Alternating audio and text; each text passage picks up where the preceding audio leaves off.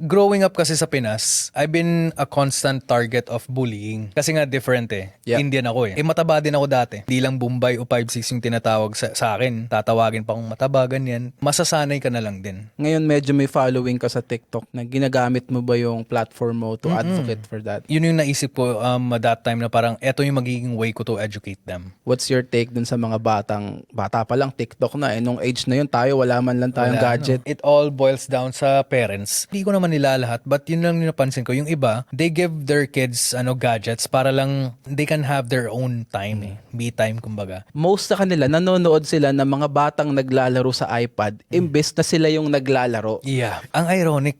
Oh, di ba? Parang hindi ko ironic. alam kung paano ko iti-take sa isip ko na Oo.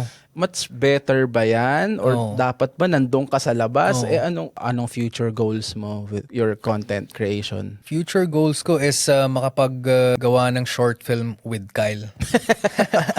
Pinupush mo talaga yan. Malay mo, magkatotoo yan.